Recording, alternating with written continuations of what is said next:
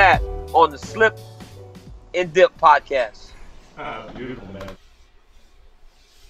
What is up, people? Welcome back to the Slip and Dip podcast. It's episode number 65. Coming to you on a late Sunday evening. But we got three awesome guests for you guys. Alongside me, as always, is my man Kendrick Johnson. What's happening, my man? Doing good, man. Grinding it out, man. Stuff's about to get real in a couple weeks. Got how football, it's big here in Texas. And your boy hitting up all levels, high school, college, and pro. Then we got UFC coming to town. We got the big Shawn Dan Garcia fight. It's about to get real in 2 weeks around here. Yeah, no doubt, man. Switching studios. This behind the scenes look for y'all people. Yeah, for sure. The studios. For sure, we're gonna have look for some improvements. Can't tell you all the secrets. We're growing, and it's gonna be showing very soon. But bear with us for sure. This week on episode 65, we have, like I mentioned, three guests. First, we have Shawn Porter getting ready to take on Mikey Garcia.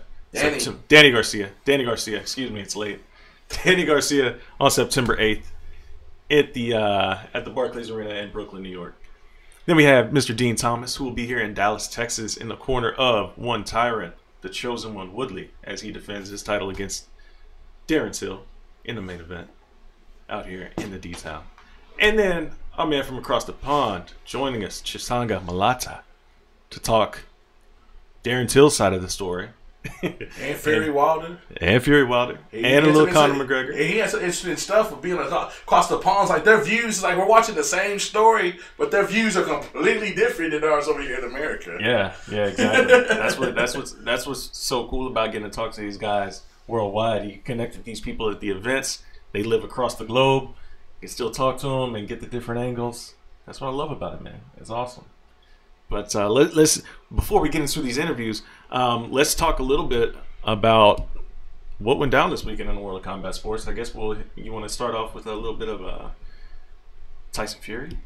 And he did what he had to do. Deontay teased on this very show 3 weeks ago that he would make a return to Vegas. They're going to fight sometime in September. I think that weekend before Thanksgiving, if I'm not mistaken, it would be when the fight would be. Yours truly would be out there, and I would see Tyson Fury get put to sleep because I know he got that 85-inch bionic reach. That ain't gonna nullify you getting hit in that chin with that one-hitter quitter that is Deontay Wilder's right hand. If Luis Ortiz didn't get that from it, you ain't getting that from it either.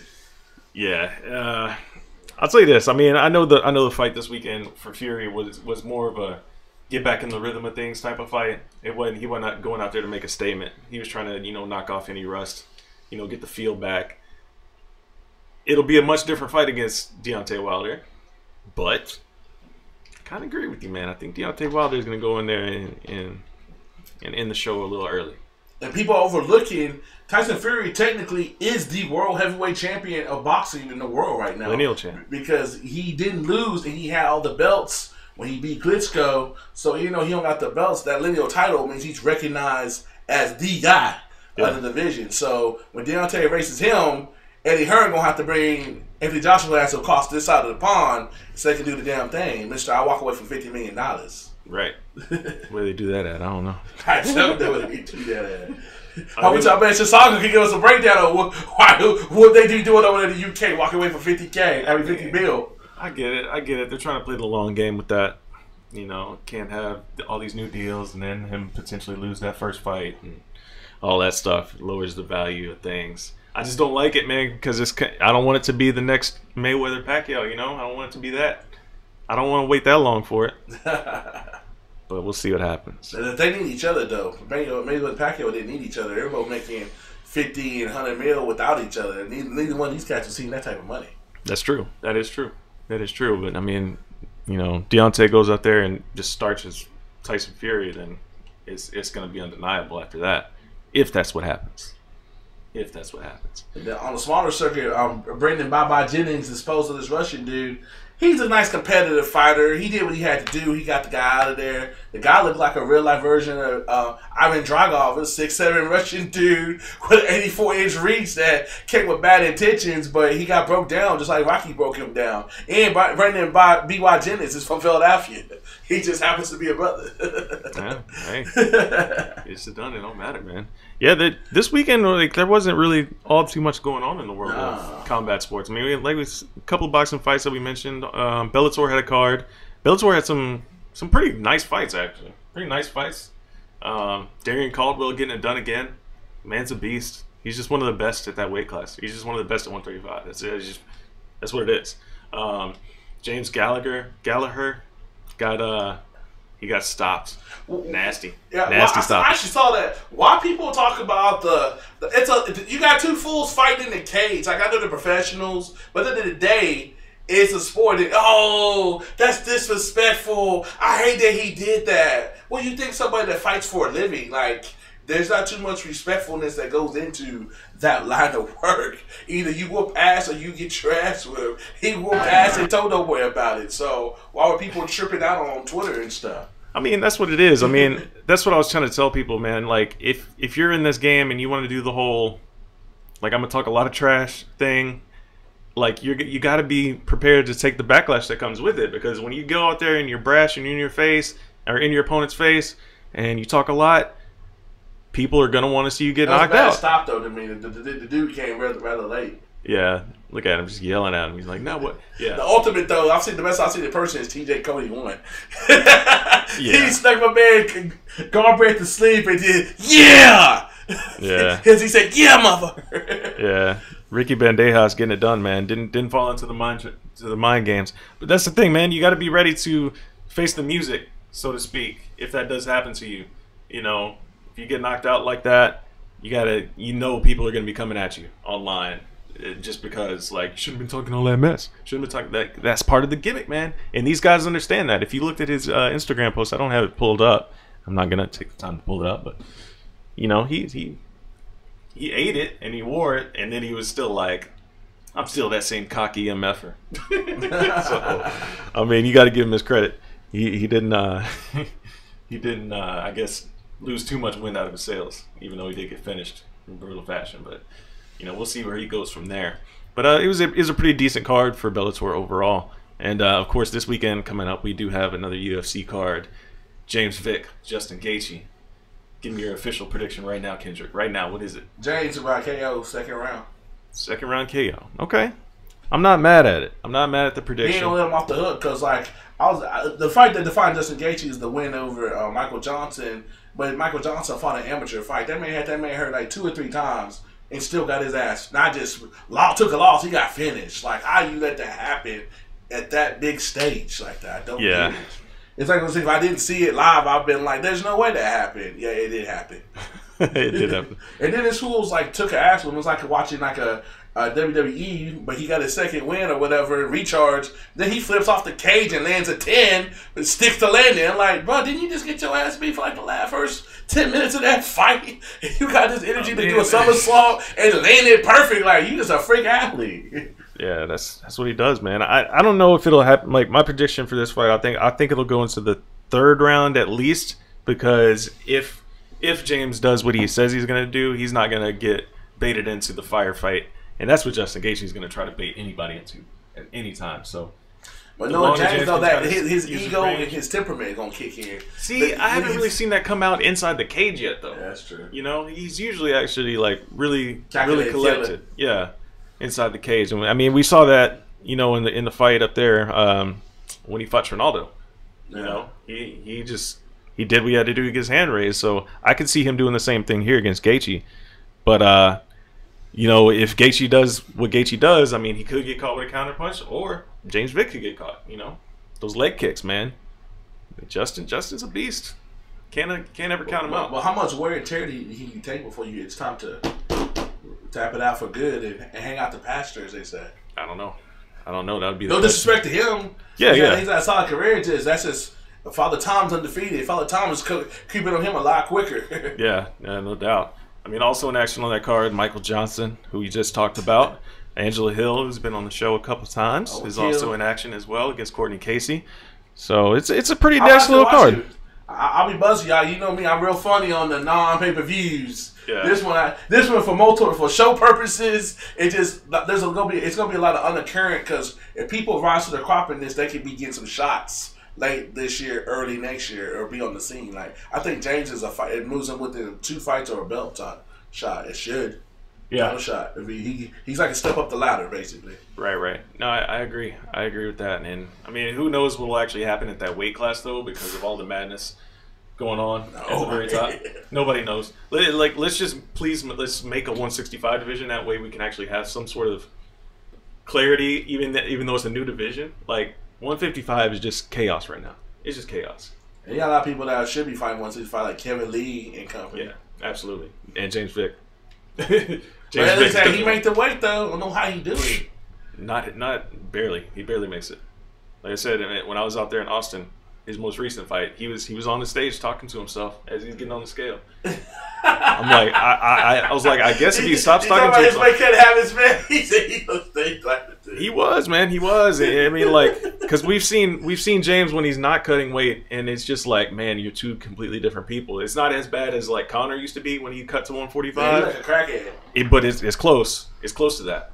So let's get that 165 division popping, man. What are we doing here? What are we doing here? There's a lot of talent. Don't believe that it would thin out divisions. Like no, like most of the UFC roster is at 155 pounds. So let's be real here.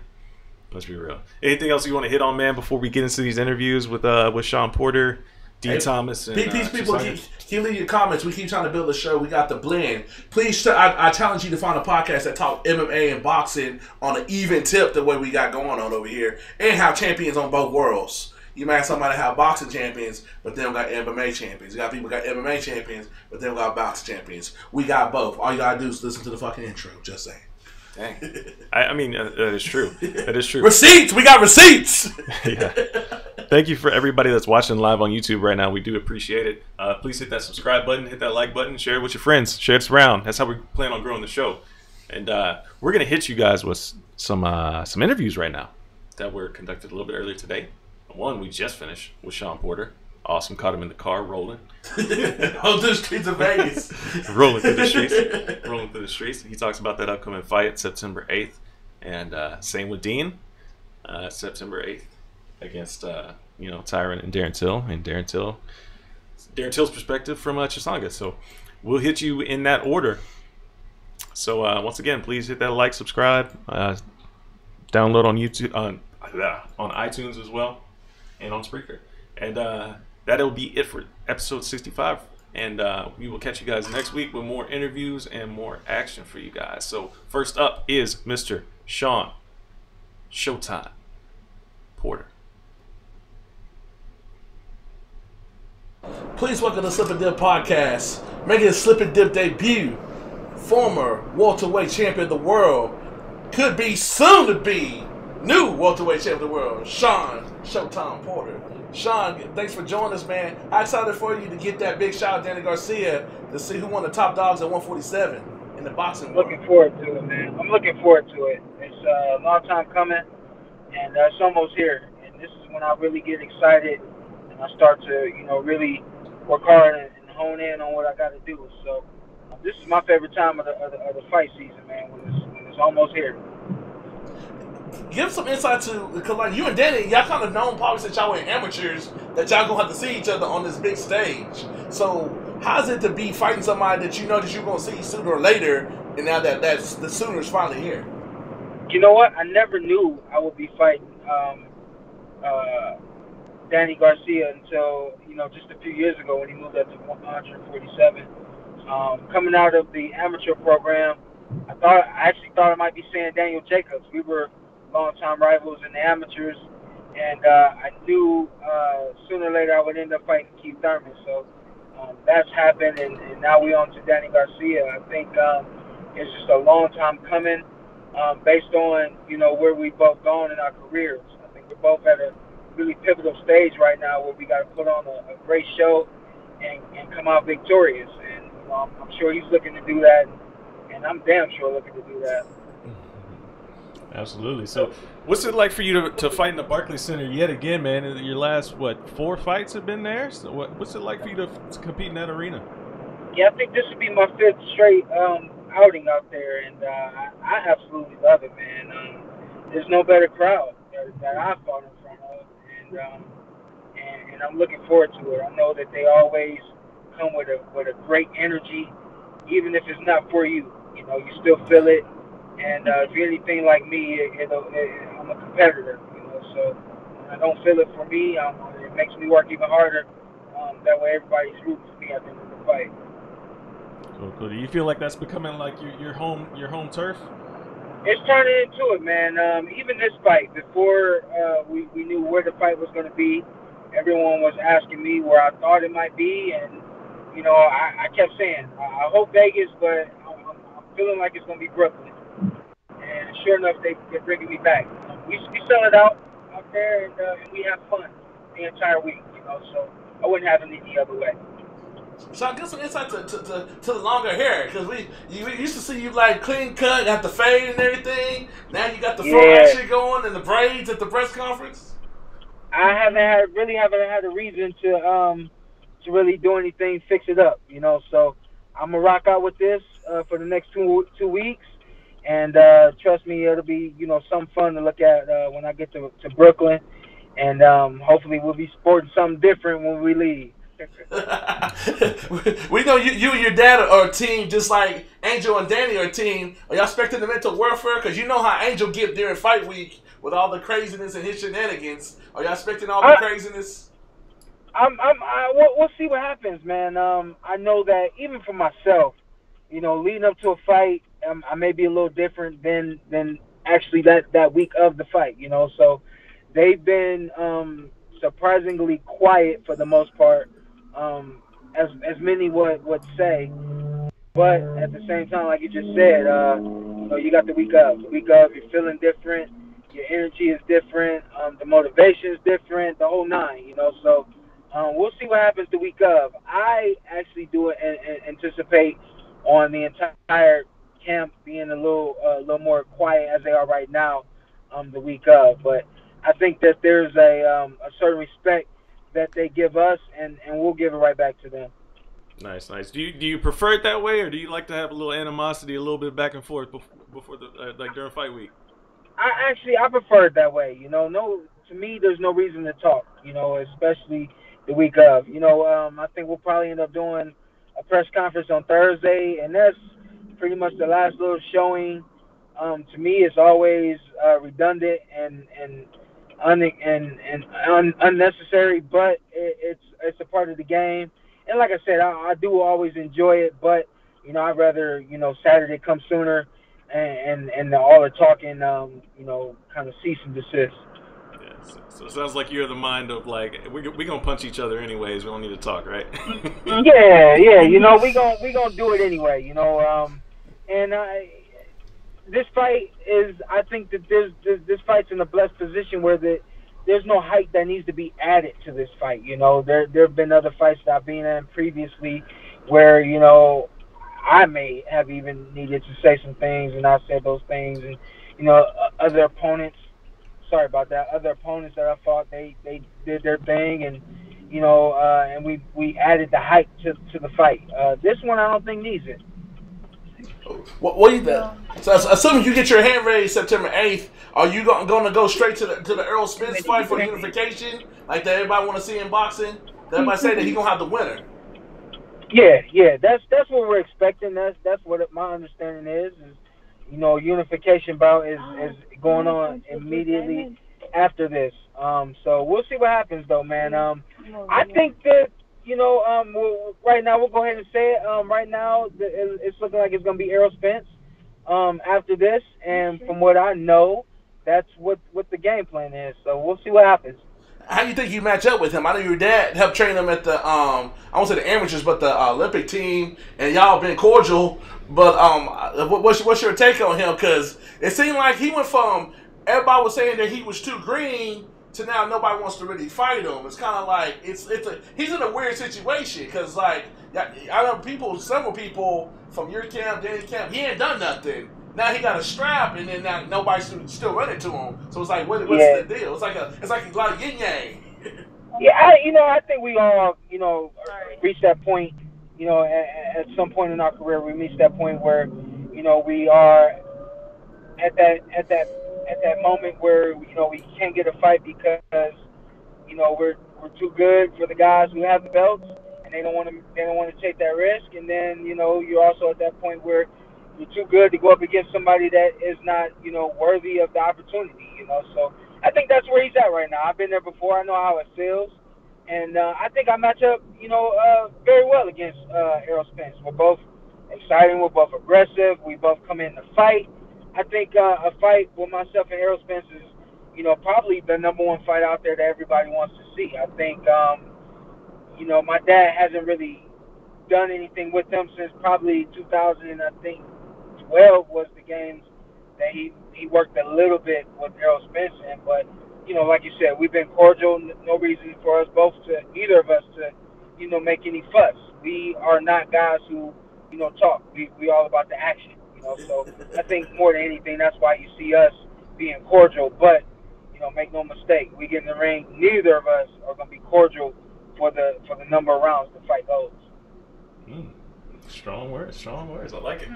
How cool was it? I know this is Hall of Fame weekend. How cool to see your mentor Shane Mosley get his just due and get in that boxing Hall of Fame? I wasn't there to actually see him get put in, but like you just said, man, I've seen Shane for a number of years. I've actually had an opportunity to work with him. So for me to see that Hall of Fame experience one-on-one, to be in the ring against it, as well as just he's was a phenomenal athlete, is a phenomenal person, and I'm really, really happy for him and his team, his dad, his family, all of them to finally be put into the Las Vegas Hall of Fame. Very cool. Can I switch topics here real quick for a second? Let's do it. I know you're a guy from Akron. You're talking to a couple of Lakers fans over here, so I was gonna say let's do it, but let's be respectful. So how does it feel, man? I mean, being a Cavs fan, being that guy from right down the road, man. How's it feel? Knowing your guys. I'll be honest, man. I don't think any of us are really gonna feel anything until the season starts. At least exhibition part of the season goes. At this point, I think most of Akron, Cleveland, Northeast Ohio are a little shocked that he left. Some people are like, accepting of it. I think because he did what he said he was going to do. He brought a championship back to Northeast Ohio. And, obviously we're all grateful for that, So moving forward, man, honestly, man, I hope the best for him. And I'll be honest, I think that the Lakers are going to be vying for a championship next season. Damn. I was thinking just playoffs. I would be happy with playoffs.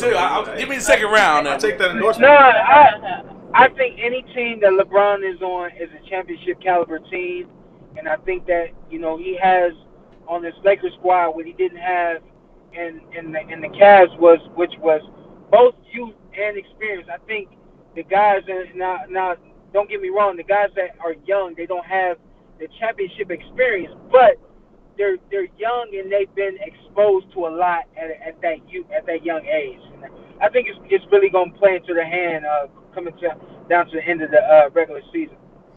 We can switch back to boxing. How's it feel to be part of this PBC era where everybody's in their prime fighting everybody in their prime? It's not like y'all in y'all mid-30s, like, man, we should have saw that fight 5 years ago. Everybody's at their best, the best fighting their best, and their physical best. The best part about it, man, is being on the inside. When you're on the inside and you're being told this is what's going to happen, and then to see it play out right in front of your eyes is awesome. And then, I'm talking a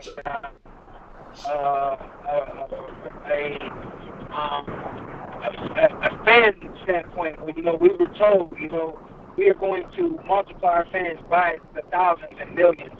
And for that to happen has been awesome. And then also for, some of us to be told, like, this is going to happen, and then at some point, everybody's going to fight everybody. To see that finally happening, it really is cool to see, that there weren't any pipe dreams being shoved to us. And, none of us were being gassed up. Those guys who were expected to be at this point right now are those guys who are fighting, the top guys. And we were all told this was going to happen, so no surprise. I think if anything, we all need to be really just grateful to boxing, grateful to, the management teams, the promotional teams that have headed everything up until this point, and now it's all time for us to get ours. Do you have to see Keith one more time before your career, regardless of what happens with Danny or a fight with Earl? Do you have to see Keith one more time before you retire? I don't know. I like to see Keith do something before I even say whether or not I want to fight him. I think it's been far too long that he's been in the ring. So we'll see. I get it in with Danny. I'm bringing this belt back to Vegas, and then we'll look to see whatever else shakes out in the division. Like I said, I'm being told that it's going to be Errol Spence after this, but if Keith Thurman comes back and he looks good, and the business moves that direction, we'll see what happens. Final question for me: if you do see Earl, would you be open to coming to Dallas and fighting at the Cowboys facility? The Star. I know you saw it on TV. How it looked. We will see. I'll be honest, man. I love fighting in front of packed houses. So with that being said, I understand that it's going to be, hostile territory going down there. But, man, listen, if there's 20, 30,000 fans down there, we might have to make it happen. Hey, it's what it is, man. I love it, man. I love when people are there to see something great, and I'm always there to give them something great. That's it for me. Very cool. Yeah, that's some strong stuff, man. One last question for me as well. Recently there was a lot of talk, because I know you kind of keep up with MMA a little bit. There was a talk about, boxing is dead. I know, like the current state of boxing is amazing. Like Kendrick was just alluding to, like all these matchups are like best of the best fighting the best, and across many different weight classes. So, did you ever buy into that like maybe there was some truth in that statement, or were you just like people just don't know what they're talking about? I never bought into it, and I did feel like people didn't know what they were talking about. But when it feels like that feels like a little bit of a blur now, because I think that boxing has really taken off in the last 2+ years, between 2 to 5 years. Boxing's really taken off, and I think when people were saying that, I kind of had that feeling like, I was younger back then, and I wasn't a champion at that point, and I kept feeling I wasn't really saying it publicly. Just wait. That was what I was feeling, and this is what I was feeling like. This is what I've been telling everybody to wait on. This is what I feel like everyone should have been waiting on. They should have been waiting for the welterweight division. They should have been waiting for Triple G from the European side, from the European side, Lomachenko from the European side, Terence Crawford coming up from 135 pounds and being unstoppable all the way up until now 147 pounds. I mean, people have things to look forward to in boxing, and it's been a long time coming. I think for a little while people didn't really know what was coming at them, but it's here, and it's gonna be here for a long time. I'll bet my last dollar on that. Man, we appreciate you coming on, man. Hey, when you get that belt, we have a segment called You Ball, You Get the Call. So when you ball on September 8th, can we get you back on here a couple weeks afterwards when you have that strap with you? Hey, man, listen, I'm a big fan of the NFL Network, and I love that saying, when you ball, you get the call. So I love it, man. I'll be right back on with y'all after I get that strap. Nice. Appreciate you. I see y'all got a lot of football memorabilia in there too, man. I love it. Hey, my man can hook you up, man. He's a world-renowned artist, man. Him and his dad, for real. And you sitting right in front of the Browns. You're sitting right in front of Jim Brown himself. That's lovely, man. I love it. Yeah. Hit up my co-host. He get you your own Showtime Porter, and we can ship it out to Vegas for you. I can work a deal out for real. Let's talk about it. All right, we'll work that out off air. That Dez right there? Is that Dez right there? To the left? He's like really. He's looking for real. Come on, man. I haven't heard anything yet about the visit, but I know he's coming to Cleveland soon. Hey, yeah, it's a lot of good things heading up, man. I'll get Kendrick to send you the link to my website, man, my Instagram and stuff. So. Most definitely. Let's do it, man. Hey, you guys have a fantastic evening, all right? All right, man. Best of luck coming up. Hey. Please welcome back to the Slip and Dip podcast. Friend of the show, one of the most underrated trainers in the MMA game, our man Dean Thomas. Dean, thanks for coming back. How's camp going with Mr. Champ? It's good, man. But first, I didn't know I was that underrated. Like, wow, what do people think about me? Oh man, that's terrible. That's Kendrick's. That's Kendrick's. I don't think you're underrated at all, man. But for champs. But they only throw you up in there with the Javier Mendez's and Jacksons and Winkle Johns, like you should be though. I know that is true, man. They need to give me my props. You're right. I'm underrated. But nah, man, everything's good, man. Camp is going good, and you know, it's time to. I can't wait till we fight. You know, the thing is, it's been a short camp, and I like that. But now I'm ready for the fight to happen. We're ready.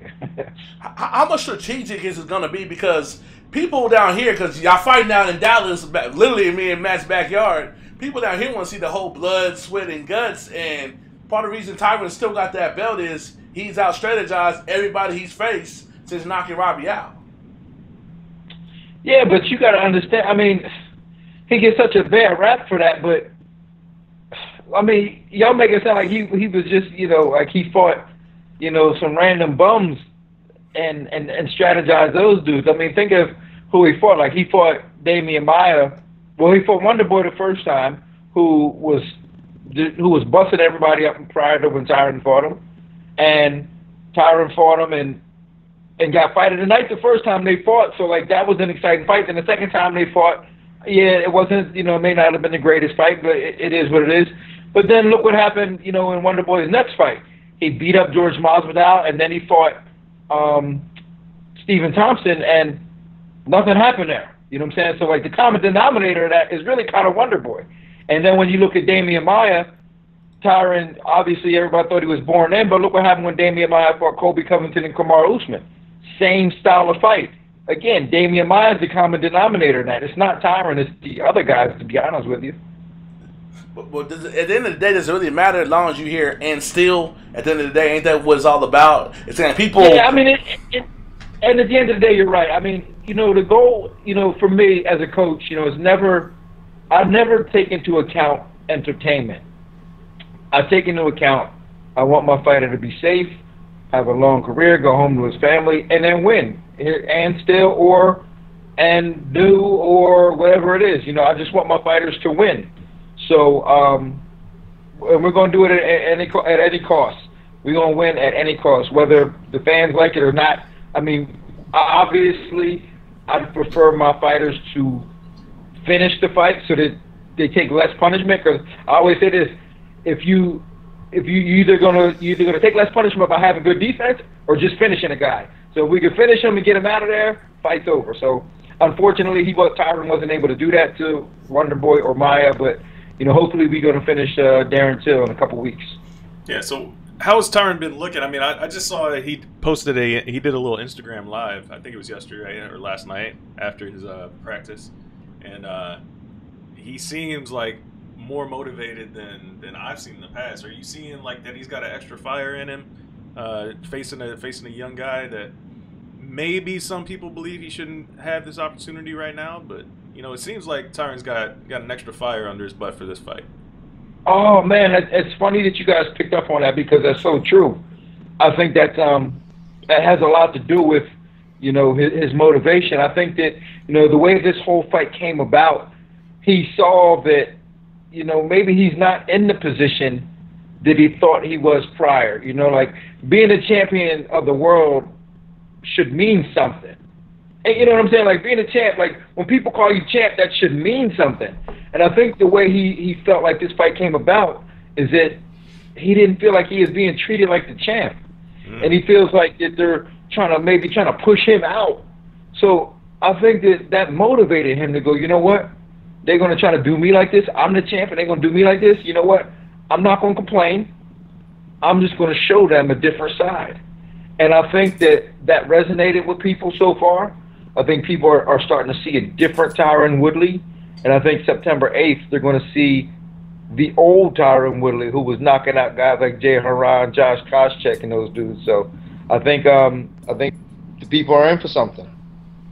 That would be amazing. I mean, that's what everybody wants to see. But again, like kind of what you were saying earlier, the end of the day, it's all about getting that hand raised. So if he has to go a little bit more strategic, personally, me, as a person that, like, in the moment, like, those Wonder Boy fights, I loved them because they were chess matches in the moment. I'm not saying I'm going to rewatch them 30 times, but yeah, who does? but in the moment, I was like, man, this high level chess going on right here. You never know what's going to pop off. I was at both of them. The second one, it was high level chess, but it's like both of them. But you probably can admit this, Dave. Both got sloppy at times, but neither made each one pay. And then Wonder Boy got sloppy again and paid the price right at the end of the fight. Where the first one, each had their moments, but Tyron put on the show. When Tyron had him, I think they let Wonder Boy got knocked back in. I think he was knocked out on his feet, and when Tyron hit him again, it woke him up in a weird way. Is that pretty accurate? Yeah, I think that's very accurate. I mean, I was at case time for both, so that's why I can give insight to both of them because it's a lot different. Even watching on TV, I've seen on TV. I was there live for both of them, so that's why I have a unique perspective. No, that's true. I mean, Tyron did have him out, and Wonder Boy is such a tough guy, and he's very disciplined and very well coached and very well trained. That he's going to be hard to put away for anybody. And when Tyron had him knocked out, he punched him again, woke him back up, and Wonder Boy was still in the fight, still fighting just because of his his training and his discipline. But I don't know, man. Listen, I just can't wait to get out to Dallas. That's what I'm saying. Like this. We're just so ready for Darren Till, man. Like we've been putting all our eggs, our heads together, putting our eggs in these baskets to go, all right, man, this is what we need to do to beat Darren Till. He's going to come in. He's going to be a big guy. He's long. He's rangy. He's got a super powerful left hand. I mean, he's a good striker.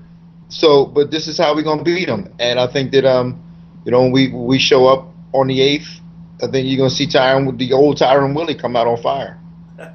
What y'all think about the size difference? Because it was noticeable when they faced off. It looked like your boy Till could be a damn light heavyweight. Yeah, no doubt about that. I mean, he's definitely has a big frame. But at the end of the day, man, like if you still have to make the weight. You know what I'm saying? So like you can be as big as you want, but you still have to be 170 pounds the day before. So it doesn't matter how big he is, 2 months or a month prior. The day before the fight, you have to be 170 pounds, and that's all that matters.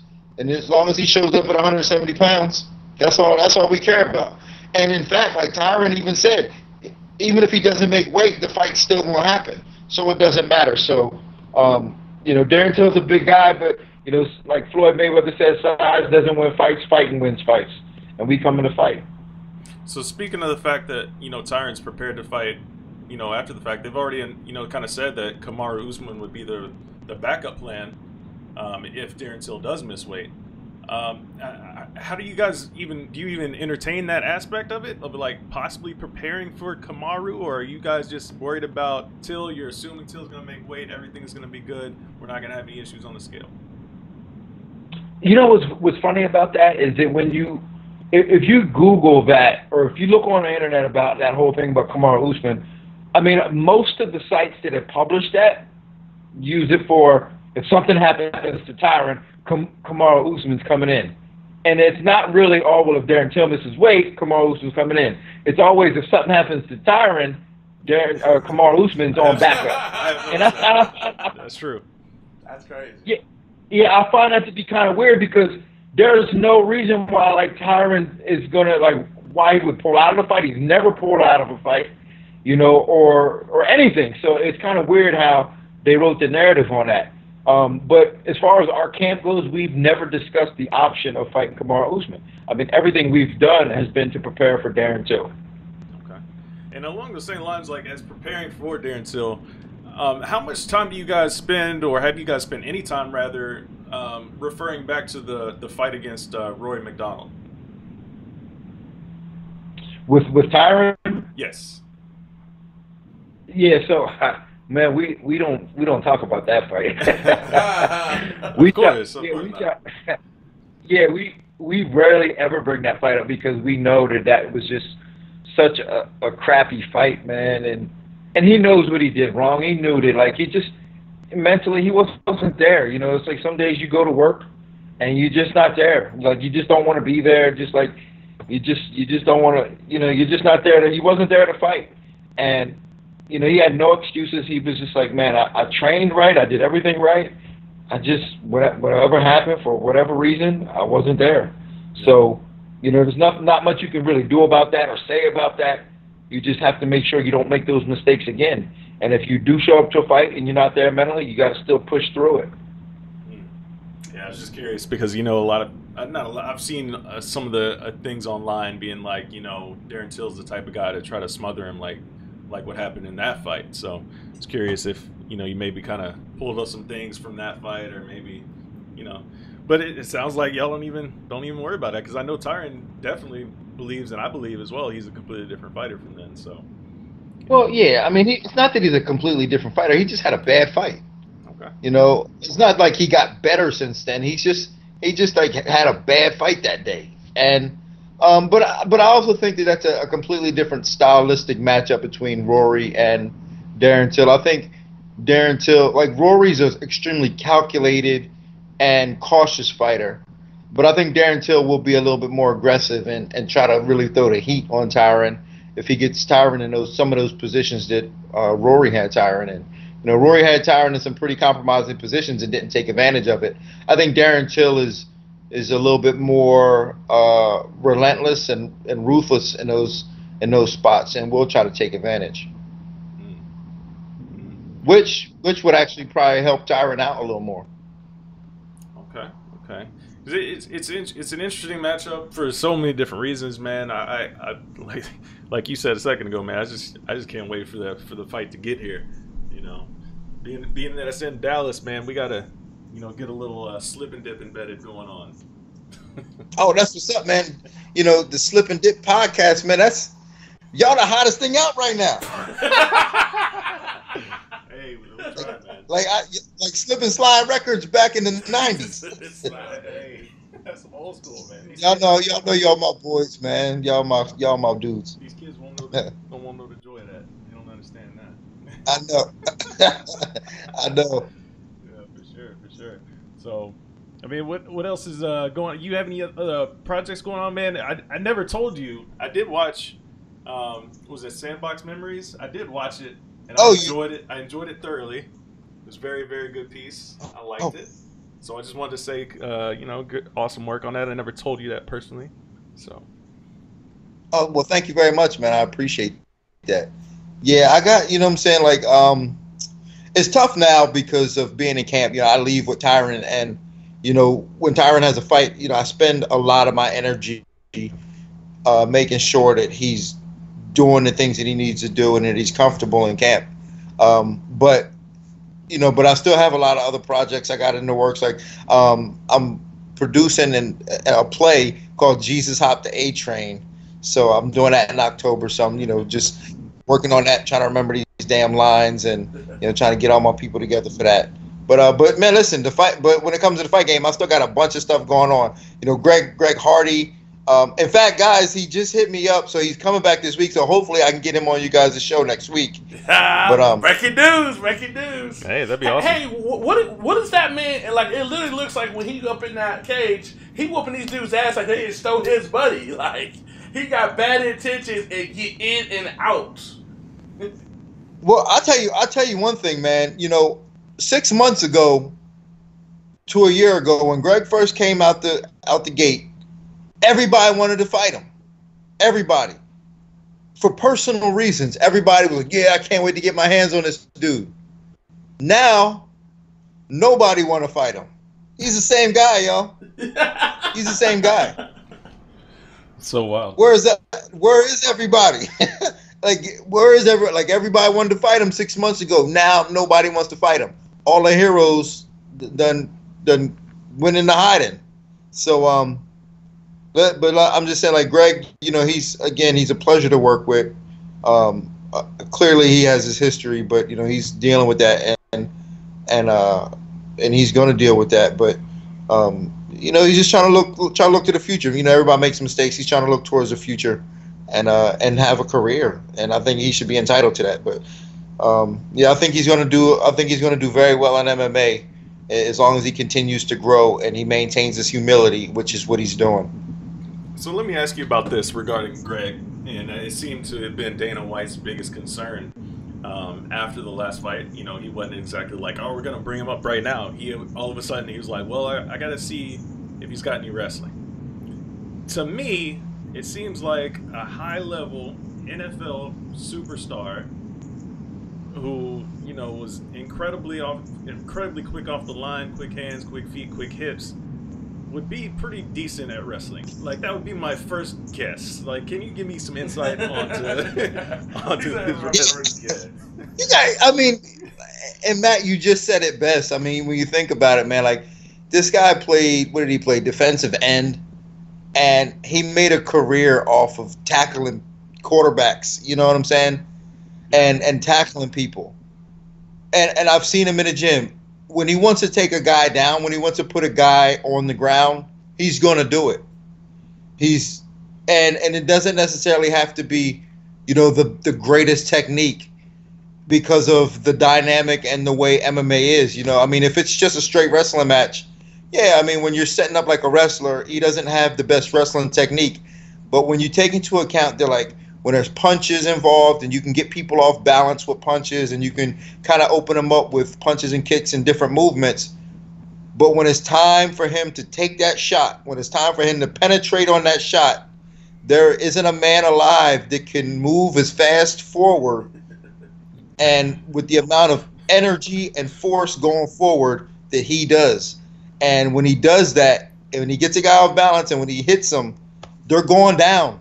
I don't care who it is. I've seen guys go down that you wouldn't expect. They're going down. So if Greg wants to take a guy down, he's going to get him down. Tell me this: how do you find training partners with him, with them being a freak athletically and having that mean streak? Well, no, it's good because, you know, and that was one thing that you kind of that I had to kind of teach Greg early is that, you know, training is training and, you know, and fighting is fighting. You know, so when you're training, you got to take away some of that stuff so that you can work on the skills, because you don't want to compensate for a lack of skill with your physical attributes. So we had to strip him of his speed and his power and go, all right, this is how you do it correctly. Now, when you fight, you can bring it all back. But for now, we got to strip you of this so that you can learn how to do this stuff correctly or properly and stay in balance and keep your eyes open and move right and throw the punches right. And those are things that we're working on every day. But when he fights, you see it. He starts to put his speed and athleticism behind it. And there's just not a lot of guys who can get away from him. I mean, not a lot of guys are going to be able to stop him from, in football terms, getting across that line. Because as soon as the ball's hiked, he just goes, man, and like you can't really stop it. That's awesome, man. So did Amanda come to you with some advice on how to pop the question to Nina? You crazy, bro. So, Amanda, let me tell you this. Amanda is such a bully, you know. And I say that in a good way because she's so lovable. Like, Amanda is the biggest sweetheart and so lovable, but she's such a bully sometimes. So, and what I mean by that is like she always tells the story about how her and Nina started dating first. She was just like, "Hey, you're coming over my house tonight," and Nina was just kind of like, "What do you mean?" She's like, "No, you're coming with me now. You're my girlfriend now," and that was it. So I could imagine how she proposed to her. She was probably just like, "You know what? You're going to wear this ring, and we're getting married." And then it was like, so there was no question. She just told Nina. I'm sure she just told Nina, "Wear this ring. We're engaged now," and then that was it. And then she said, "Go ahead, put it on social media," because Amanda could be such a bully sometimes, but she's such a sweetheart. I could believe that. I could believe that. You know, with the picture she put up, she was like, it looked like she had her like in a chokehold, maybe. Kind of had her hand. Yeah, that's what I'm saying. That's how she does it. She just like grabbed Nina by the back of the neck like a cat and was like, "Here, put the ring on. We're getting married." You are. Oh my goodness. If she's out here in Dallas, I'm gonna ask her. We gotta get to the bottom of this. Your man. No, but you know, and go ahead. What's that? I'm talking about your Texas barbecue wish that you tell us behind the scenes. But I say that jokingly about. Mm-hmm. about Nina and Amanda because they have such a good relationship. I mean, when you see them around, you know, they're always happy and they're always smiling and they do so much together and they have a great relationship. And you know, regardless of what people may think about their relationship, I mean, it's a relationship between two human beings that I think anybody can admire just the way they love each other. No, for sure, no doubt, no doubt, man. Yeah, it's pretty cool to see them, you know, be together and you know, two high level athletes like that, and it seems to be a lot more accepted, you know, the past couple of years than it was before. Like I haven't seen a single thing like negative about it, you know, since they've been engaged, which was what, just 2 days ago they announced it, 2 days ago, 3 days ago, something like that. Yeah. But it's cool, man. It's cool, and they're both cool people. I've never had a bad interaction with either one of them, so you know, they're both. I know both good people. I think it's great though, man. But could you imagine like if it was the other way around? It was like two guys. Dude, it would be you know, a complete 180. Like you think people are mad? I know. Could you imagine if it was like Greg Hardy? It'd be the same difference, but for a different reason. Oh my goodness! Like, could you imagine if it was like Chris Weidman and Aljamain Sterling are getting married? You'd be like, holy. Wow, yeah, it would be crazy, man. I couldn't even fathom. It would have to be. Yeah, I know. It would have to be something weird, like a heavyweight and a flyweight too. Yeah, I know. Like, I mean, it's just weird how we can accept that, but not the other. Like me personally, I don't care. Like if two dudes want to get married, I don't give. You know, I'll go to wedding. You know what I'm saying? I'll be the first one drunk at the wedding. You know, but like it's just weird how like society, we're in a position in society where society doesn't accept that. Yeah. You know, but we can accept it from females. I'm not sure why it is that way. There's always a double standard. As much as people want to say that we're breaking these barriers on these double standards now, and yeah, no, that's not true. Not true. Maybe in some areas they're a lot more accepted, but let's be real, it's not the case, man. It's not the case. Especially like no, not at all. If you consider like to another kind of hot topic right now, you know, the whole Andrea Lee thing. Like if she was the one that beat up her husband, like nobody would really say anything. But you know, since obviously it's a lot. I mean, it's bad either way. It's bad either way. But if the woman is getting beat, it's like holy hell! Like the guy cannot live. Like the guy can't have a life. I mean, that's Greg Hardy's situation, right? Literally. But if the shoe's on the other foot, if it's the man being abused, everybody's like, nah, man, you got to man up. Yeah, I mean, the first thing that will come out of our mouths is he's the biggest P we know. You know what I'm saying? Like he's, right. You know, it would not be accepted. We would, oh man, what kind of P lets his girl beat him up? You know, so yeah, but we gotta do better. We gotta do better as a society and as a people. It's crazy, man. It's a crazy world we live in. I know you saw that clip of the dude in the airport the other day, or I guess that was. Oh yeah. You keep your ear to the ground. You catch everything. Oh yeah. It's a weird I had, you know, it's weird because when you first saw it, like if you didn't know the story behind it and you first saw it, you're thinking like, oh man, what's going on here? Like you think one thing, but then when you hear the story behind it, you go, damn, it's more powerful than what you originally thought, which was even powerful from what you originally thought. Mm-hmm.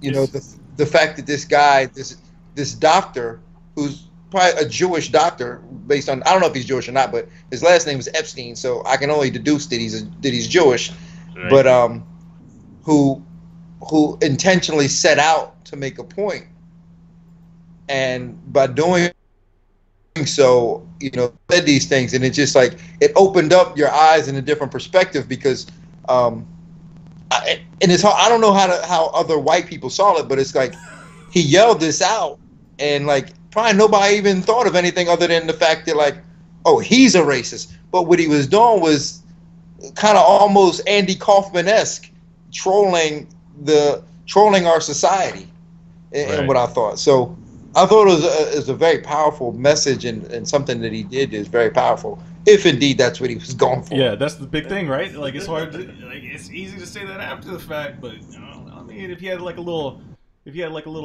manifesto or something he laid out on social media on his Facebook page like the day before, then it'd be a lot more believable. But, you know. Yeah. Dean, what you think about the whole Omarosa? Yeah. About the whole Omarosa and Trump? That's like that. That's gonna blow sooner. It's like that volcano. It's building right now. She got receipts, as she said. Man, I don't know about that, man. You know, for a year and what is it? How long's Trump been in office now? 2 years? Yeah, A year and a half. So for like that. for a year and a half, 2 years, however long it's been, we have been like, everybody's been saying we got this on him, we got that on him. Man, he just maneuvers around everything. I don't know how he gets in and out of these situations, but it doesn't matter what he says, what he does, he maneuvers around it, and we forget about it. And then next thing you know, it's the next thing. He gets in and out of it. Now, if Omarosa has a tape of him saying what she says he said, he's gonna get around it somehow. I'm sorry, like I refuse to believe that it's gonna matter. Yeah. See, Trump is smart in the fact. I give Trump credit for two things. One, for being such a colossal dumbass that he's literally caused more people to pay attention to politics in this country, possibly than any other president in history. So you got to give him credit for that. More people are paying attention to what's going on in the White House than ever before. Two, the reason why all that stuff rolls off of his back so much is because he throws a never-ending avalanche of bullshit at everybody that you can't keep up with it. You can't pin down one thing because, you know what? 10 minutes later, you got some more BS coming at you. So it's just like you can't pick one because there's thousands of things coming down the hill every day, every single day. But that's what I'm saying. Like there's never been a person in history to be able to maneuver and finagle his way in and out of situations like him. Yeah. I don't even know why we try anymore because like it doesn't matter what he does, nothing's ever going to happen. Yeah. You know, it helps that. I saw you talking to your cousin, cuz. I mean, you know, it helps that the GOP controls the House and Senate and all that, and they're complicit and everything. So it's like, if it was Obama doing half the stuff that this guy would be doing, oh my God, come on. I hate the I hate the whataboutism, but I mean that's real. Like that is so real. That's so. Yeah, real. but you know, me personally, like I'm not on this you know, anti-Trump witch hunt. I don't really, honestly, I'm at the point where I don't care, man. I wake up every day and none of that matters to me. And I know people probably should be like, it should matter, it's the country, this, that, and the third. But man, look, I wake up every day and I just do what I'm going to do, regardless of who's in office, who says what, who's on Twitter, I don't care, man. I wake up every day and do my thing, and what happens outside, I don't care if it's snowing in New York. It doesn't matter to me. You know, like whatever is in my face at the moment, that's all that matters. And if Trump's not in my face at the moment, none of that stuff truly matters to me. Yeah. It's a lot to keep up with, man. It's a lot. Yeah. I mean, I give a lot of credit to all the people. Like I follow my political Twitter. I have my political Twitter people I follow, and I just retweet a lot of their stuff. You know, they're the ones keeping up with it. They're doing the Lord's work right there because I couldn't do it. I couldn't do it. I couldn't be one of these members of the press. Like covering MMA is so much fun, you know, because it's like it's athletes, it's a sport. Like I couldn't go up there and be like sitting in front of Sarah Sanders every day and just have somebody lie to you. Like every question is just like deflection and lies every day. It's so wild. I would pull the hair out I don't have already. Yeah, well, that's what I'm saying. Like it's just too much. Yeah, it's too much. I mean, you like if you try to do like keep up with it a little bit, you can't because like you need more information. Now you're inundated with all this information and all this negativity and all this stress that it's just too much. So I don't pay attention to anything.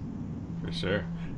Let's get back onto some fight stuff, man. When do you guys land in Dallas, man? Let's see. The fight is on the 8th. Saturday. We normally land in on that Tuesday. So I don't know what exact day that is, but we'll be in on that Tuesday. So listen, I know y'all out in Dallas. Y'all need to take me out to eat some good Dallas food. Hey, I got you down, man. Are we gonna get to go get some inside training session behind the scenes? we can blend in. We all look alike, right? We can blend in. I can try. He can try. I can try. That's on T-Wood right there. That's on T-Wood. But I tell you what, Dean, it's gonna be a crazy week for me because I'm moving into a new house that week. So I'm already off work that week. So I might need to, borrow some muscle from you, help me move a couch or two. Help you move a couch or two.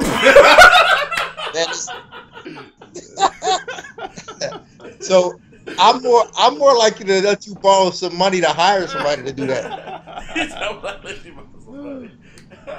Hey, when I can pay you in beer and barbecue. when I moved, I hired these dudes, man. It cost me $40 a piece to have these dudes come and move my stuff. I was like, dude, why don't everybody do this? It's like $40 to hire these dudes to come and do it. Yeah, no, that's the way we're gonna end up doing it for real. But, yeah, for sure though. We'll get some barbecue for sure while you're in town. We got to do it that way. Yeah, man, we get.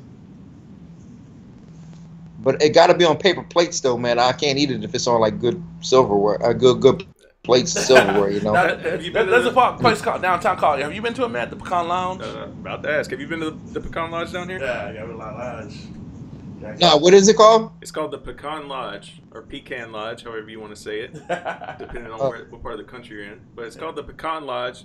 It's this crazy. It's like the best barbecue ever in the world.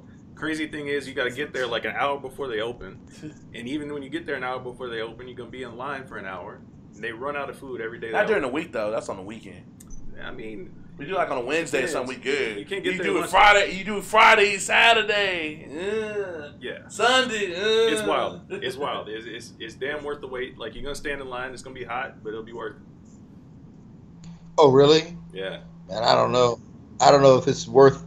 I don't know if any food is worth standing a hot line for.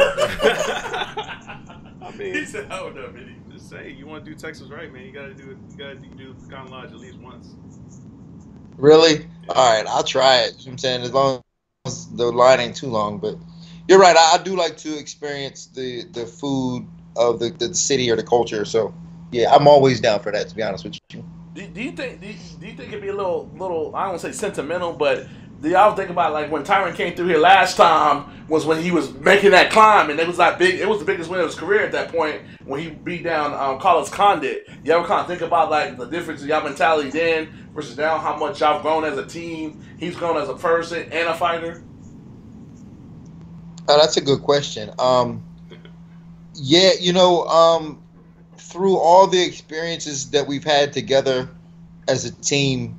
And dealing with different coaches, because when me and Tyron, I've been working with him for the past 12 years, and we've just kind of grown closer and closer with each camp. And now he's found the team that really connects and vibes, and the chemistry of the team is the best and strongest it's ever been. And that includes, so many people, but, some of the more immediate people being, Coach Duke Rufus at Rufus Sport and Eric Brown from Wildcard. And then, he's got his doctor in St. Louis, Dr. Chu, who's his chiropractor, then his massage therapist in St. Louis. And these are like the more immediate people of the team. But like that, we have such a strong chemistry that sometimes we don't even have to speak. We just look at each other and know what's going on. And I can't forget some of the other people involved, like Ben Askren, who's a very important part of Tyron's camp. And believe it or not, his videographer who does the Champ Camp videos, his name is Lamarck Logan, also known as Fast Hands Productions. And even though he's a videographer, he's got experience in the game, and he's also a big part of the camp. But we've grown so much together that we're like a family, and we have this bond that we live in different parts of the country, but when we do come together, it's like this strong bond in this unit, and I think that it's going to really show in his performance when he competes. And final question for me: what does Tyron have to do to be the best welterweight of all time? Because I talked to him at the ESPYs, and he's like, "I'm gonna be the best welterweight of all time." How does he get that without a GSP fight? He's got to beat Till. He's got to beat Usman, and then and I'd say if not Till, he's got to beat Till. He's got to beat Usman, and then perhaps Santiago Ponzinibbio. Now, I know like some of the like Ponzinibbio is maybe not on anybody's radar right now, but Nobody trying to fight you him. know I think those are what's that? Nobody trying to fight that dude though. Yeah, but I mean, there's nobody else really for him to cement himself. But I think just beating those next three guys, that would give him 6 title defenses. And you know, what is the record? I think the record is 7. But you know, but I think that would cement it in itself, just even with those 6. So at least that. But I mean, he's going to need more title defenses. If he can't get the GSP fight, he's going to need more title defenses than everybody else. Boom. There it is. Dean, thank you for coming on the show, man. We look forward to seeing you here in Dallas in a couple of weeks, hanging out, get some barbecue, and of course, see Ty get his hand raised, right? That's right, man. I'm salivating already for that barbecue. That's, in fact, like, I don't care about the fight. I just want some barbecue. Without the weight. Yeah. So, yeah, man, I can't wait to get out there. I'm going to make sure I catch up with you guys. Maybe we could do this live, you know? It's always better live. Absolutely. We got a lot of fun stuff planned out. We'll see how it all pans out that week, and we'll make it happen. We'll make something happen. Appreciate it, brother. Yeah, man, for sure. All right, man. Definitely. We'll let you get back to the rest of your day, man. Take it easy. Have a good rest of the camp, and like I said, man, we'll see you on fight week. All right, guys. I'll catch up with you guys. Peace out. Peace. Please welcome to Slip and Dip Podcast, making his Slip and Day debut. One of the most all-around journalists in the MMA boxing game, Mr. Chisanga Malata from the UK Daily Star. Thanks for joining us across the seas, man. It's 2 weeks in a row. We got some international flavor in the show. Thanks very much for having me on, guys. It's a real honor. What do you think about this? What's the state of the UK with Darren Till coming down to Texas for this big fight with Tyron? I know it's like the big thing over there right now. Yeah, it kind of is. I think it's going a bit under the radar because it came in such short notice. But people are excited here. Like, it will provide us with the opportunity to have a second UFC champion, second behind Michael Bisping, and yeah, people are excited. Yeah, myself more so than anybody else probably. Do you think the fact that he hasn't really had a big fight over here in America is going to come into play? Because, you know, Tyron's a big stage fighter. Because a lot of people don't realize at this level, little stuff like that make a big difference. I know he had the big fight against Wonder Boy, but A, was in his backyard, and B, he didn't look like Darren Till. He cannot do that against Tyron, or he'll still be just another contender. No, it's very true. Like, every fighter has, when they've joined the UFC, they have the UFC jitters. And then when fighting abroad in America, there's always those jitters as well. So I think they could play a factor in the fight, but maybe a very small one. Like, every time I've spoken to Darren recently since the fight has been announced, he's as confident as ever. But like you say, I think maybe that could play a factor in the fight and go Woodley's way. Absolutely. And how is he looking right now? I mean, have you covered his fights before this one?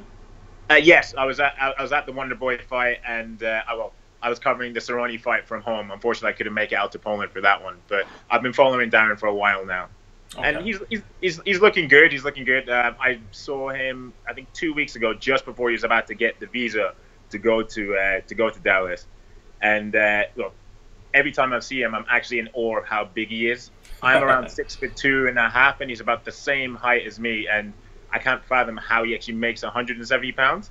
But he seemed well, I say that, but he looked a bit leaner. His face wasn't as round as it is in between camps. He's gonna kill me for saying that, but he looks in good shape, and I think he'll make weight. I don't think that's gonna be an issue this time around.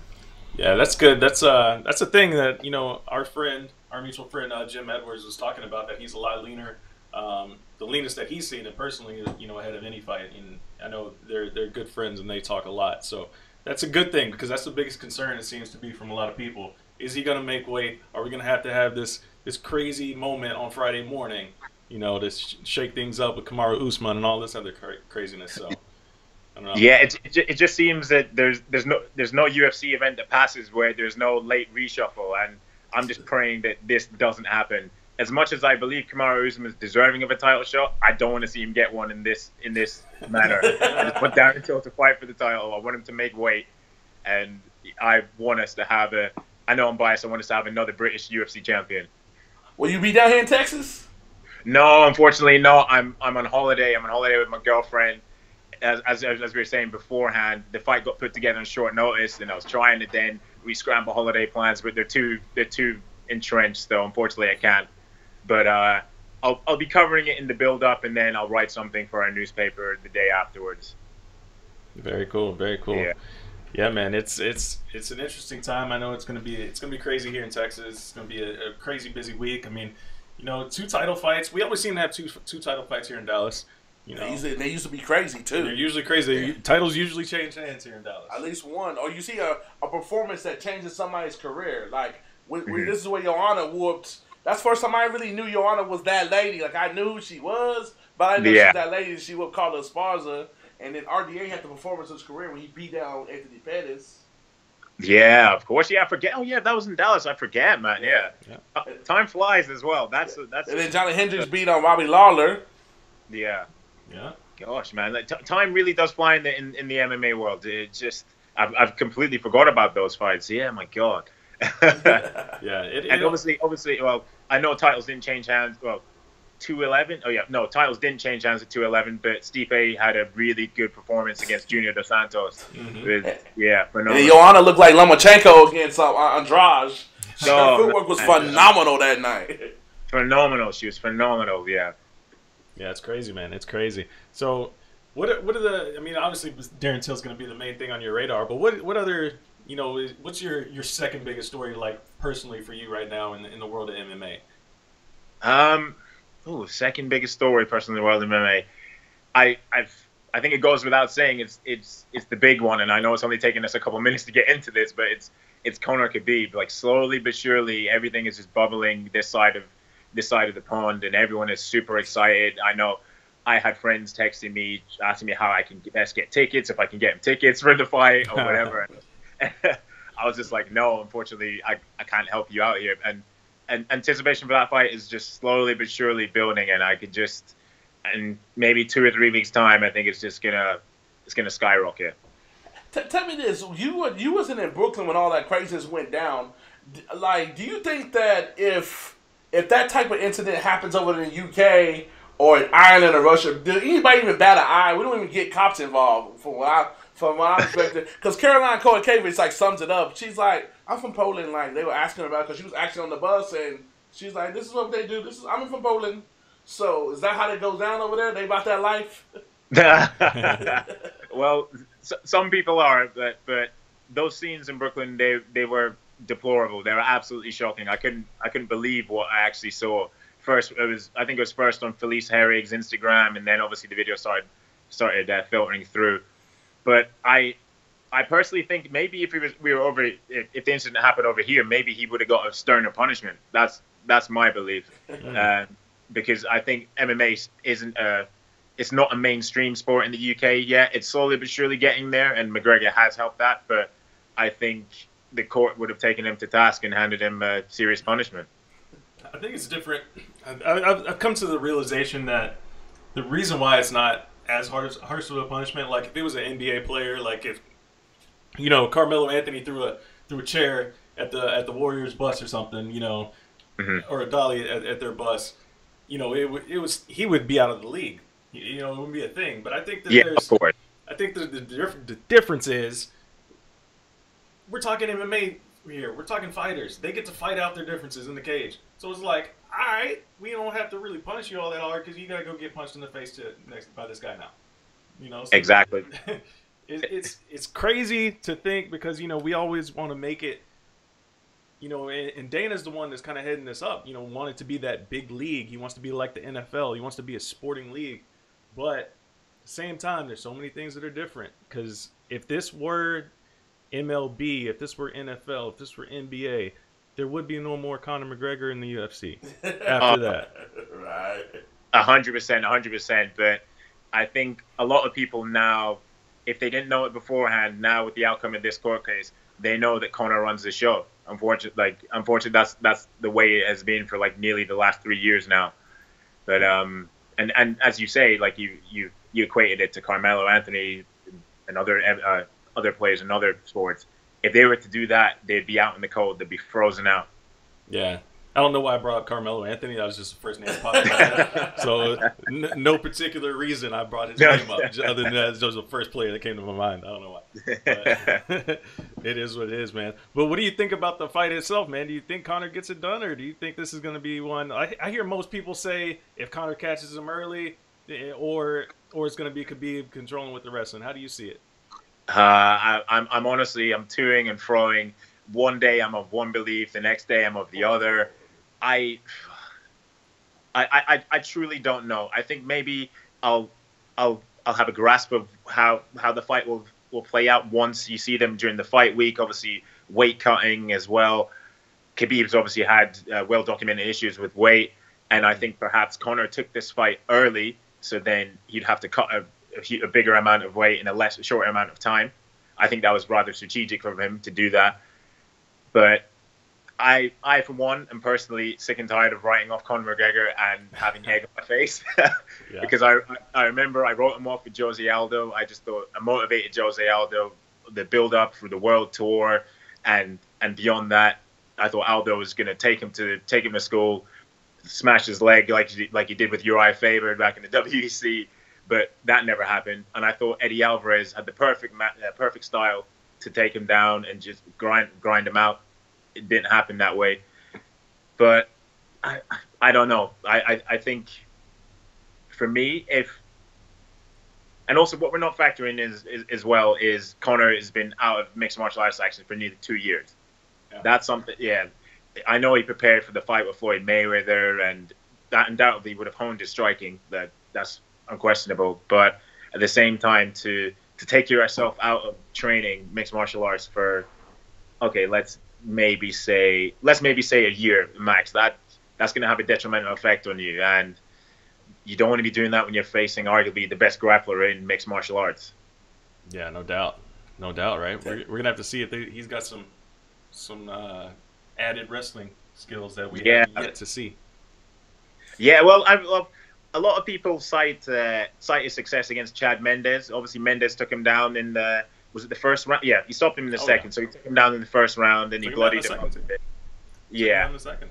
My favorite part from that fight was the fact that even though he was on the ground getting controlled, my favorite thing that showed me a lot about Conor in that moment was when he got up in that second round, he got up and immediately got back into Chad Mendez's face.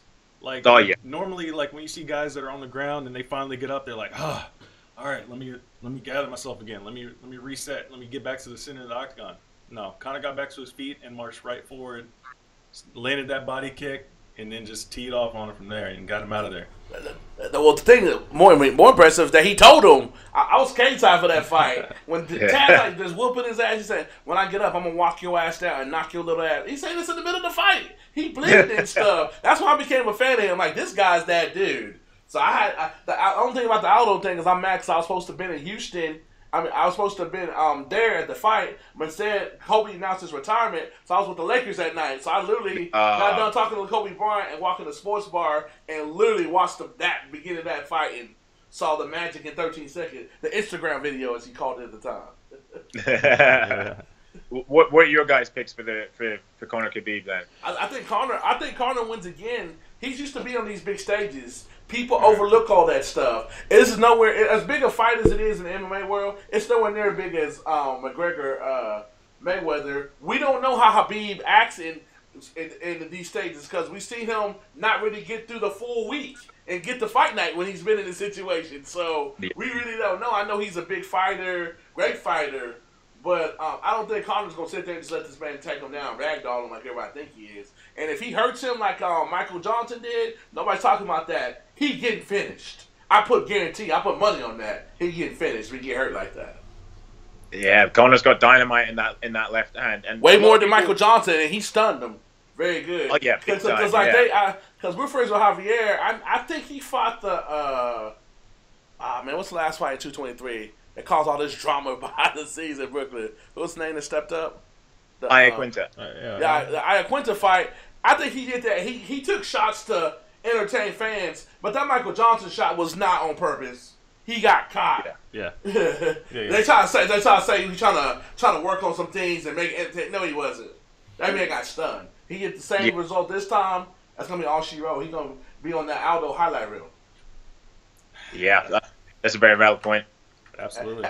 Switch on the other side, because we know you follow boxing. How big are people pumped up for that Tyson Fury Deontay Wilder fight? He came on here 3 weeks ago and said he was gonna fight in Vegas and tease, because he didn't fight. People don't realize he's not fighting Vegas since he got the belt. That's the only time he's fought in Vegas. The first time he fought Stavern. A lot of people don't realize Deontay doesn't fight in Vegas, so that's gonna be a big deal that these two big guys are gonna fight in Vegas. It's gonna be a big deal. Yeah, I will be there. That is a big deal. And Tyson, they wanted to have the announcement next week, but Tyson accidentally let it slip. Of course, they said, "Oh, I'll see you in Las Vegas." But a lot of people are excited. Tyson Fury, although he's somewhat of a polarizing figure this side of the pond. He's made some controversial comments in the past. I know he's apologized for those and everything, but he's entertaining and people like him. And obviously, his star power over here drastically shot up. Obviously, when he shocked the world and he beat Klitschko in November 2015, if I'm correct. Yeah, I think it was November 2015. People are excited, and I'm even seeing like in my interactions on Twitter with other people are more excited to see that fight than potentially Joshua and Wilder, which for a long time was the fight that everybody wanted to see. And I think the failure for a deal for Wembley for April fight to come to fruition is just frustrated people, and now they want to see the Gypsy King do it. Here's two things. One, what do people say about Joshua and his team? I won't put it on necessarily on him, because Eddie Hearn has a big reason. This man walked away from $50 million guaranteed. He never made it in his life. I don't know why you do that. And then number two, do people really realize that this is legitly for the heavyweight championship? Because Fury, when you say what you want to say about him, is the quote-unquote lineal champion.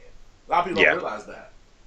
Yeah, people forget. They just think, oh, he was stripped of his title. But no, he's still the lineal champ, as he likes to remind people of. With regards to Joshua and his team, I don't think people this side of the pond, they're not really pointing the finger at Anthony himself. I think they know that he wants the fight. He's in my interactions with him and what I've seen outside of the ring as well, he's not the type to shy away from a challenge. I can see that in him, like after the first few seconds of interacting with him. But I think it's all about those Benjamins, as you call it over there in the States, right? It's all about the money, and I think perhaps maybe one side wanted more than they were actually worth. But yeah, but like you make a valid point. Joshua hasn't made anywhere near the amount of money that he has offered, and if I'm mistaken, did Wilder get the money from Al Heyman or A lot of people realize Al Heyman is part of like a $2 billion or $4 billion hedge fund or whatever, and they were losing money, but with all these big fights, PBC's making it up. The UFC should steal a page from them, but that ain't my business stuff. So back to the point I was saying, I think people aren't necessarily frustrated at Joshua. They're just frustrated at maybe Eddie Hearn, because obviously he's the face of the negotiations, and Eddie is a lovely guy, but he likes to talk about them in public quite a lot. So yeah, I think most of the frustration is directed at him.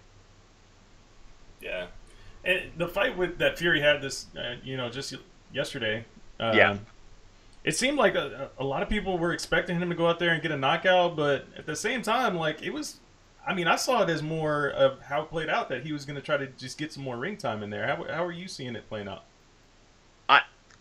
Exactly like yourself. A lot of people were expecting him to go out and smoke Francesco in like the first 3 or 4 rounds. But what you have to remember is this man has been out of the game for nearly 3 years. Mm-hmm. It would be 3 years this November, prior to his comeback fight in June. So yeah, it's like you say, he knows he needs a round. Perhaps he could have put his foot on the pedal and then taken him out, but that might not necessarily have done him any good with the Wilder fight in the works. So yeah, like I know I have some friends who went over to Belfast to watch the fight, and they were a bit disappointed with the outcome of it, but particularly because they were in the rain. I don't know if you saw, they were chucking up ponchos to everyone as well. So I think that kind of added to the aggravation of everything. But What'd you think about the little face-off they had after the fact? Oh, it wasn't as good as their first one in 2016? Yeah, it wasn't as good as their first one, and I thought it was a bit. It was a bit cringy for me. Like, well, we've seen many a face-off, obviously covering boxing and MMA. This one, it felt it was too staged. It was like, and they were also like. They were too pally for me and everything, and just personally, I want to have some animosity going into the fight because that's what sells as well. But then again, I have no doubt that Fury will somehow manage to create some animosity between them from now until I think the fight's going to happen in November. Yeah, it was kind of weird because it was like, like you were saying at the beginning, they were like kind of being like real nice to each other, and then all of a sudden, Tyson Fury goes, "And I'm gonna knock you the F out." Like, okay, like what are we doing here? Like, either be mad the whole time or be friendly the whole time. Come on, like you can't be bouncing back and forth like this. You sending mixed messages. We don't know what to take. Yeah. That it was almost like in the golden era of WWE when someone did mic drop and walked out. That's what it was kind of was like, and I was like, oh come on, man. I was like, you're better than this. Yeah, and I mean that would have been okay. I would have been okay if that was the mic drop, but then there were like 2 more questions after that. I was like, no. See, if that was the UFC, that's where they get those things right. They would have been like, there it is. All right, it's this is the fight. They would have cut it off after that. But that to me that highlights how staged the DC thing was. We ain't never seen Joe Rogan come off that mic, and when he came off the mic, I knew he was about to say something crazy, but I thought he was going to direct it towards John Jones. But then the whole Brock Lesnar thing was like, okay, like this dude's never came off that microphone. I see dudes like try to wrestle it for him. He be like right there, holding up for dear life. So I'm like, okay, I knew something crazy was about to come out that dude's mouth, DC's mouth, when he got that mic in his head.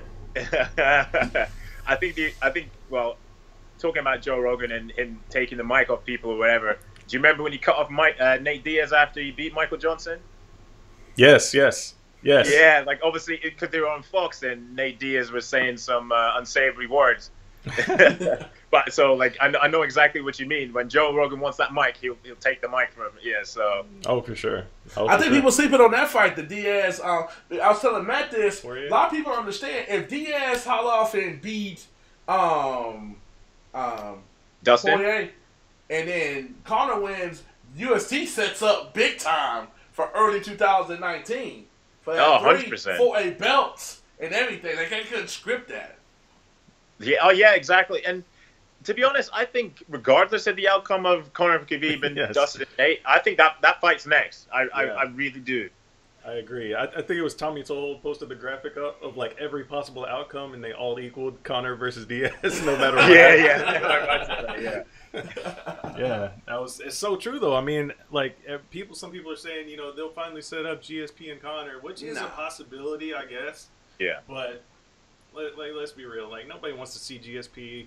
I mean, I guess at the same time, like GSP and Conor don't defend titles, so it really doesn't matter. Yeah, that's true. But at least GSP's done it before in his career. GSP's like, at this point in his career, he's not of course, he's done it before in his career. Yes. Connor's never done it. Yes, at this point in his career, he's not about defending. But see though, Conor though, I got because like we got these Pierce and MMA. To me, it's like Pierce and MMA need to get their shit together because they want to qualify stuff based on who the person is. You can say Conor has not defended his belt, but if it was that easy, everybody would have 2 belts at the same time, and he's the first person to do it. If it was that easy, everybody would be doing it, right? No, that's a very valid argument, very right. So that to me, that kind of trumps defending it because nobody had done it before. And another thing too, me and Matt talked about this several times on the show. To be considered the GOAT now, like everybody talking about the whole loss with Mighty Mouse. Regardless of, unless you're that's like a dominant heavyweight, Mike Tyson fools or Deontay Wilder and people, you're gonna have to be a 2-weight class champion to be a GOAT on the men's side. I think that's a very valid point, but I think perhaps DJ's momentous run could outweigh that because I don't see anyone registering 11 title defenses in UFC again. Yeah, I really don't. But like Matt said, he came at the wrong time. These people don't have no resumes. Like John John's resume is already. John don't have to fight again. His resume is still 3 times better than DJ's just because he fought established. He fought Hall of Famers like Shogun, Rampage, and Rashad. That's off the top of my head. Yeah. See. So Vito Belfort as well. Let's not forget. And DJ didn't get that because of the Division Jones. It's not his fault. He was fighting who's in front of him. But when you look at it from a pure standpoint, you have to add that in. That context. Correct. And that's why I was baffled that he didn't want the TJ fight. You know, it shocked me. I thought I'm sure I even said it to you after in 217 after TJ got the belt back. I was like, this is the fight that has to happen next. Mm-hmm. But lo and behold, I think he did have a valid reason because he was concerned about TJ not making the weight, and then obviously he wouldn't have another title defense. But at the same time, when it comes to legacy, you have to take a risk. Yeah, you definitely do. Yeah. Definitely do. But to Kendrick's point, man, it was like, if DJ came in the game right now, if he came in the game like this year or last year, he would probably be fighting guys like, just hypothetically, obviously, he could be talking about knocking off former champion John Dodson, former champion Joseph Benavidez, former champion Henry Cejudo now. There's no champions for him to knock off, so people diminish his run as a champion because he was the first champion and the only champion. So kind of sucks for him in that regard, but I still give him his props. No, that's a very valid point. I didn't actually think of it that way. Yeah, because all of those guys are world class. I truly believe that, and obviously Henry Cejudo, an Olympian. Yeah. So. Absolutely. Did you score that fight for Henry? Yes. Yeah, I did. I tweeted that out before the verdict, and people were responding to me like, "Oh, you don't know what you're doing. What's your criteria for this?" And I was just like, "No, Henry. I thought Henry did the job. I had it 3 rounds to 2. Yeah, I had him win at 2, 4, and 5. Yeah, exactly the same rounds for me. For sure. So, in terms of how you cover the sport, man, what's your biggest focus? Are you more so focused on the fighters and what they're going through, or do you like to focus on the business side of things? What's your main focus? Generally surrounding events. So surrounding events, it's predominantly the fighters. Speaking to the fighters before camp and gauging how they are, and so it's mainly pre and post fight with the print stuff, mm-hmm. because unfortunately, as I was saying to you before, and MMA is still a rather niche sport and rather frowned upon in this country, and I think there's only maybe 4 or 5 outlets that will actually cover MMA itself. In fact, I even remember for 217. The only British people out there for Bisping's fight was St. Pierre, arguably the biggest in the history of British mixed martial arts, was myself and Jim Edwards. Yeah. Yeah. So that was saying something, and I think I was probably only one of 2 people to have anything in the newspaper the next day for it. So that kind of tells you where MMA is still in this country. So wait, BBC wasn't even out there for that one? I think we had a guy. Yes, in fact, there was a BBC guy there. Okay. I can't remember for the life of me. I can't remember what his name is right now, and it's really going to frustrate me because I always forget his name when I see him as well. But then I remember when I don't see him. God. But if it comes to me, I'll give him a shout out another time. I remember the first time BBC showed up to a Conor fight, everybody was like, "Oh, this is how we know it's big. This is how we know it's big. BBC's here. It's real." Yeah. The sport's growing. It's amazing. Yeah, and Lord knows what it's going to be like in the first week of October. There's going to be people from all outlets across the world. Yeah, no doubt. It's going to be a madhouse, man. Conor, for anybody out there listening that hadn't attended a Conor fight week, it's a completely different circus. Unlike no other fight week, because not only do you have insane amounts of media, you have insane fans that show up wearing the tricolors. And they're running through casinos, jumping on slot machines, and it's just nuts. It's absolutely nuts. I thought when he fought Aldo, there'll be some of those fans in Dallas in a couple of weeks. The Liverpool fans are just as diehard as the Irish fans. I'm telling you guys are going to be in for a treat. I can tell you that. Well, they'll get arrested or shot down here. Don't get that started. Just saying. That's how it goes down in Texas. But yeah, man, like you were at the Aldo fight week, right? No, I wasn't. No, Oh, I wasn't. okay. I was on holiday for that week. I was on holiday. Yeah, again, another holiday. Yeah. Making me miss an event. We need your job, man. You gonna holiday a lot, Right.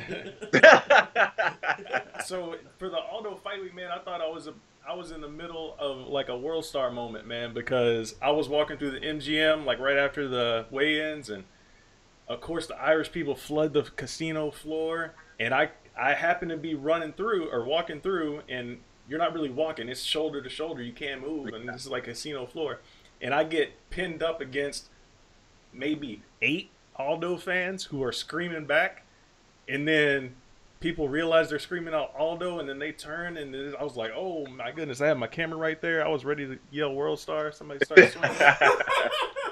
But like, it's crazy. The good thing about, not all of them, because I did see some people get bloodied up, but most of the Irish fans, they like to get loud, they like to get drunk, but for the most part, they are pretty respectful. Oh yeah, I'd say 99.9%. It's just always that minority that sometimes ruin it for the majority. But yeah. I don't foresee. Well, actually, you never know. But like with the Russian fans as well. Like, jeez, Russians are about that life, you know what I mean? Right. Tell him too. I always tell Matt, because he hadn't really covered as many boxing as I have. Tell my boxing fans are about that life. Ain't no bluffing. Like, you know how people be trying to confront these fighters on Twitter? I've seen some boxing fans try to actually go at the fighter and his crew. Like, I told you on Twitter what I was going to do, where, you know, here in MMA, I'm your biggest fan. You know, you're talking shit to him about 2 weeks ago. Yeah, exactly. It's like completely different mindsets. As soon as they respond, they cower. Like, oh, I'm sorry, I didn't really mean it. You know, like, LOL, I'm your biggest fan. Haha, I was joking. Yeah, biggest fan until you well, I was going to use an expletive there, but you get the idea of what I was going to say. Right? No doubt, man. So do you have a prediction for Till Woodley? Do you have a official prediction, or do you need to see fight week stuff? You need to see weigh-ins. You need to see all that. Something like, there's a confidence in Darren Till that I haven't seen in a fighter for a long time. That just makes me think that he's going to take this. I think I maybe even think you could stop it in the 3rd or 4th round. I think he's going to stop Woodley. Okay. Yeah, okay. I don't know how yet. I think Kendrick is laughing. He doesn't agree with me. But I don't know how yet, but I see it happening. Maybe I'm looking at the fight through British tinted glasses or something. But, right. I like that. But I can see it happening that way. Hey, I think the experience factor comes in. Yeah. And the fact that they're fighting over here in America, that's got to be a big thing. But just even if Tyron went over there, that experience factor says a lot. That's why he's been winning these fights. And the strategic factor, because I always joke that getting hit's not cool, but a lot of people in this game that even cover it think getting hit is cool. Tyron gets getting hit's not cool. Hence why he beat Wonderboy twice. Hence why he beat Damian Maia without catching the scratch. He's not going to engage. And then if Teal fights the same way he fights against Wonderboy in a chess match, as good as he is, he's not on that level for the being that technical fight. He's got to just go in and throw all caution, which I don't see him doing against Tyrant, or he's going to pay the price like Robbie Lawler did. Well, another thing that people are forgetting, and people haven't seen from Darren, because he tells me he's been having problems with his knees, is that Darren comes back from a Muay Thai background, so we haven't seen his kicks. I think that could be a factor in the fight. And that could work against him, because Woodley could easily just grab one of those legs and land one of those power single takedown. But I think that's also going to be a factor in the fight. Yeah, it's going to be a damn good fight. I can't wait for it, man. I can't wait for it. I'm so glad it's going down. I don't have to fly anywhere. I get to drive 15 minutes down the road and be in the arena, so I'm happy. That's ideal, and you can do your post-fight press conference work from the comfort of your own home. That's ideal. Oh, no doubt, no doubt. I'm thinking about bringing my desktop tower to the actual thing, so I don't have to worry about my laptop. I get my processing speed. I can edit my videos real quick and everything. I don't know. It's a lot of work, but it's fun, man. Hey, Chisanga, man, I appreciate you coming on the show, man. Thanks for coming on, man. Fun talking to you. What time is it over there? It is. What time is it? It's only 20 to 9, so it's not too late. Okay. Yeah. Yeah. Thank you very much for having me on, guys. I really appreciate it. For sure. We'll catch up with you after the fight, and see who was right, see who was wrong, see what we all think. All right. Well, speak to you guys soon. Take care. Enjoy the rest of your weekend. I'll be in touch, brother. All right. Take care.